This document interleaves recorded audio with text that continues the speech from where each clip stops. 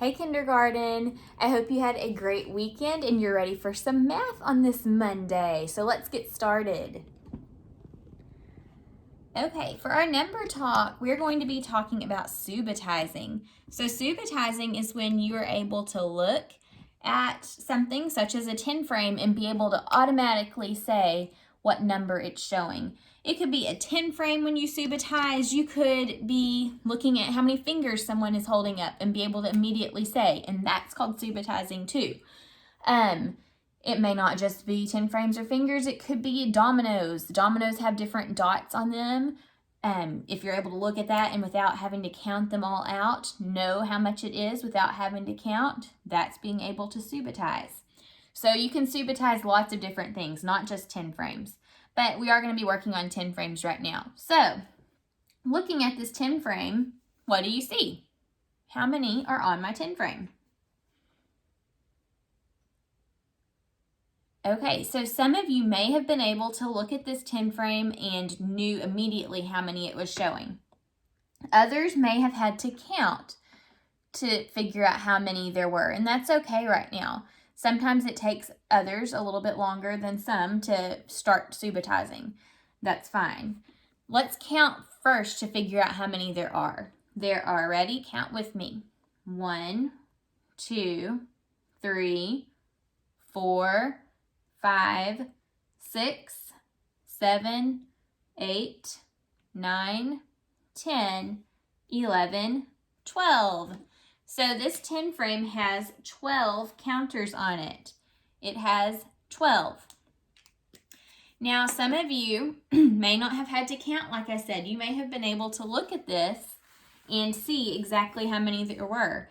You may have just in your head known this is 12. Or you may have seen, okay, I see this entire 10 frame here is full, and I know when a 10 frame is full, that's 10, and then I need to add 2 more. So 10, 11, 12. You may have done it that way.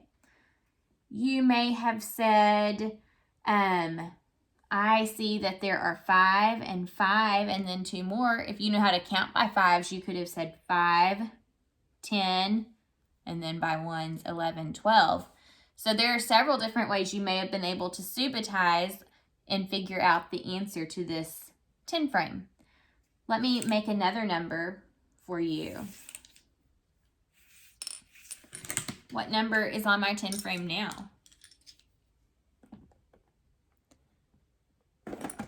Okay. Let's count how many there are on the 10 frame. 1, 2, 3, 4, 5, 6. So there are 6 counters on this 10 frame here. 6. Okay. To get to 6, you may have had to count like we did, or you may have been able to look at this and say 6.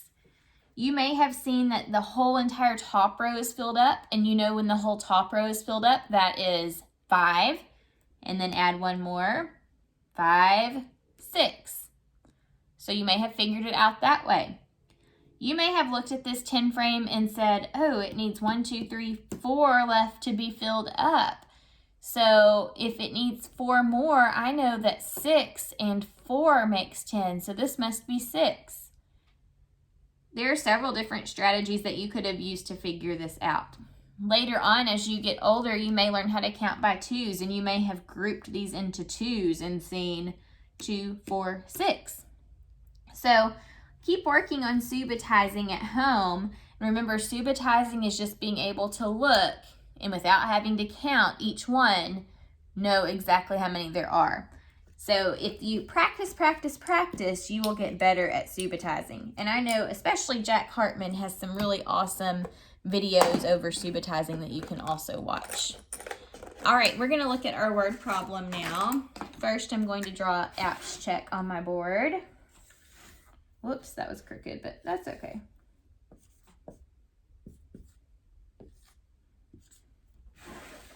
Okay, here's our problem. Let's read it together. Megan decorated 4 Christmas cookies. She ate 1 of the cookies. How many cookies does Megan have now?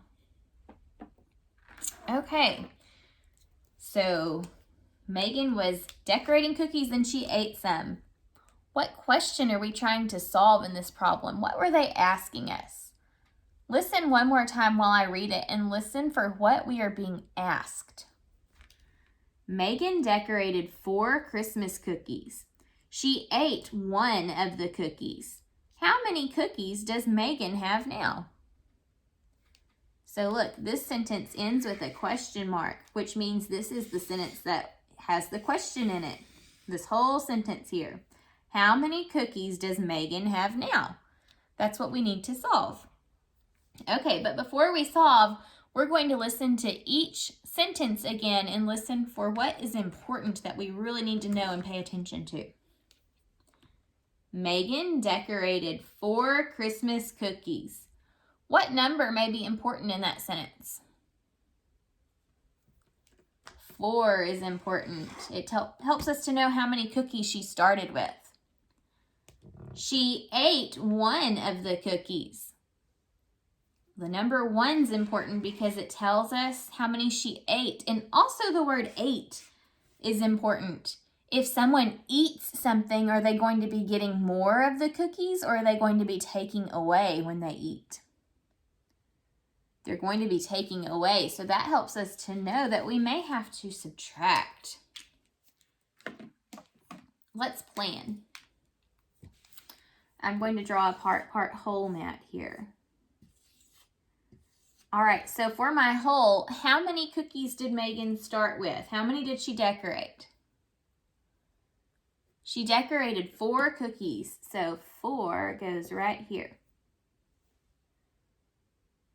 Okay, and then she ate 1 cookie. So we know one of the parts is 1 because she ate that part. We're trying to figure out how many she has left. So we're going to have to subtract to do that because she ate a cookie. So we're going to do 4 minus 1, and we'll figure out what that equals and what goes in that blank there. Okay, so let's get ready to solve this problem. 4 minus 1. I think my first way I'm going to solve it today is with a 10 frame. Okay, so how many cookies did Megan start with? She started with 4. So we need to put 4 on the 10 frame. 1, 2, 3, 4. There are 4 cookies. Now she ate one of the cookies. And remember, we said if she eats a cookie, that means that we're going to be taking away. Remember, 4 minus 1. So we need to take 1 away. If we take 1 cookie away, how many cookies are left? There are 1, 2, 3 cookies left. So I think that the answer is possibly 3. But we're going to check it another way just to make sure. This time, I'm going to draw a picture of what happened over here. Okay, so Megan had 4 Christmas cookies. 1, and I'll even draw some little chocolate chips. 2, 3, 4. Okay, there are my 4 cookies. 1, 2, 3, 4. Now she ate one of the cookies, so we have to take away 1. To show take away, I'm going to X it out. We took away or ate 1 cookie. How many cookies does Megan have now? 1, 2, 3. So both times that I worked this problem, 4 minus 1, what answer did I get? I got 3. So I know 4 minus 1 is 3. And I can answer the question now that we were being asked. How many cookies does Megan have now? She has 3. All right, we're going to move on to our lesson for today. So this week we're going to be learning about shapes. And not just any shapes, but the shapes we're going to learn about are called 2D shapes. 2D shapes. So let me get out my chart that we're going to make together this week. Here it is. I'm going to fold it in half And I'll unfold it as we use it. Okay, so we're going to be learning about 2D shapes. You may be wondering what the 2D stands for. 2D stands for two-dimensional. That's a big word, dimensional. So what does that mean? That just means that the shape that we're going to talk about, the different shapes that we're going to talk about, have length, like how long they are, and they have width, how wide they are. But they don't have height. And we'll kind of talk more about that as the week goes on. But let's just talk about the shapes that you have to know in kindergarten for today. As we go this week, we're going to learn more and more information. Okay, so on my chart here, this part's going to be for shape name. This part will be for edges, or another word that we're going to call edges are sides, and you'll see more about that as we learn this week. We're going to talk about corners, or a fancy word for corners is vertices. And then finally, this part will be what it looks like. Okay, so we're going to just start with shapes and their names today. We're not going to worry about edges or corners or any of that stuff. So the first shape that you need to know and learn about in kindergarten is this shape right here. What is this shape's name? I have several different examples of this shape here too. Even our counters are in this shape. What are these shapes? These shapes are called circles. So this is a circle. This is a circle. This is a circle. And these are both circles. Okay, so a circle is just a shape that is completely curved. It's in a big circle. So the name of this shape is spelled like this, circle. It starts with a C. Even though it sounds like it should be an S, the C in circle is what's called a soft C, and it makes the S sound. So this is how you spell circle. We're not going to, like I said, worry about these parts today, so we're just going to do what it looks like. What does a circle look like? It's just a big curved figure. So a circle looks like this. A circle can be tiny or it can be ginormous. As long as it's all completely curved like this, it's still a circle. And it doesn't matter what color it is. You can have red circles, yellow circles, blue circles. You could have black circles or white circles or multiple color rainbow circles. As long as they are this shape, it's a circle. So this is called a circle. The next shape that we're going to talk about is this shape right here. What is this shape's name? And I have several different examples to show you.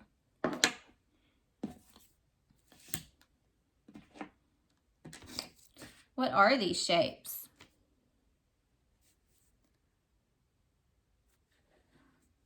These shapes here are called triangles. This is a triangle. This is a triangle. This is a triangle. Even though this is smaller, it's a triangle too. And so is this. These are all triangles. Okay, so here is what the word triangle looks like. Triangle. This is the word triangle. And then what do triangles look like? They can look like this. They can be upside down and look like this and small. They can be really skinny or pretty wide.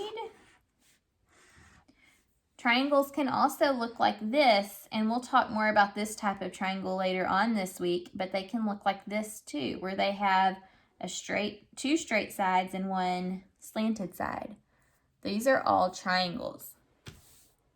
Okay, so far we have talked about circle and triangle.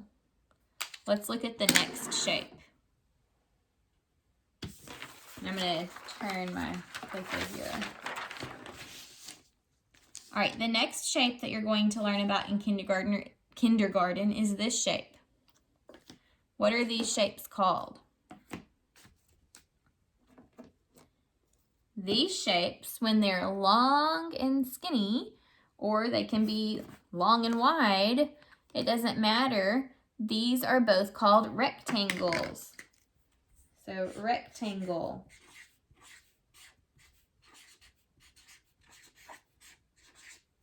Rectangle.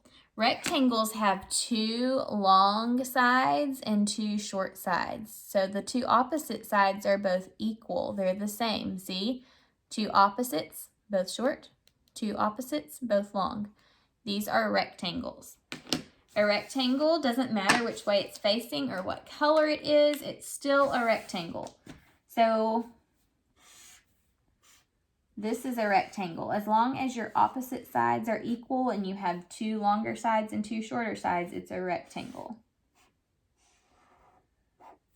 Here's a rectangle. I can have one that is laying like this, and it's a rectangle. Those are all rectangles. And they can be any color, like I said. They don't just have to be yellow or blue.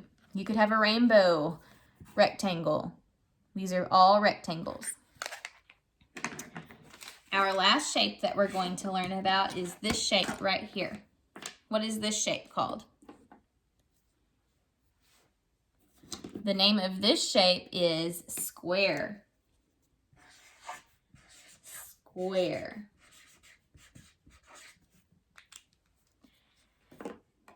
A square has all equal sides, so it is perfectly equal on all sides.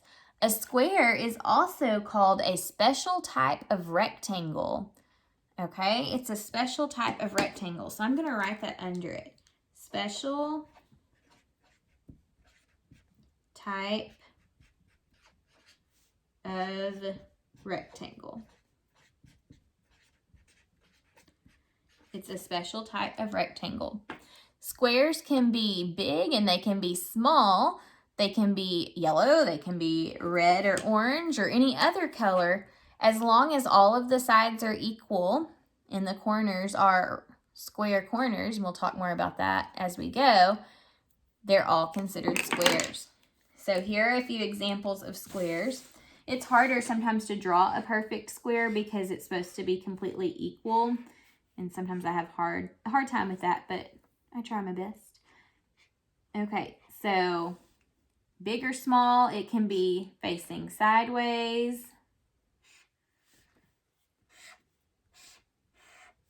It doesn't matter. As long as it is equal on all sides, it's a square. Okay, so let's review the shapes that we learned today. We have, what's this shape's name? Circle. Triangle. Rectangle. And square. Okay, so those are our 4 shapes that we're going to be talking about in kindergarten. Circle, triangle, rectangle, and square. Tomorrow, we'll learn a little bit more about what edges or sides are and what corners, or we can call them vertices, what that means. So I'll see you tomorrow and we'll learn some more about shapes. Bye.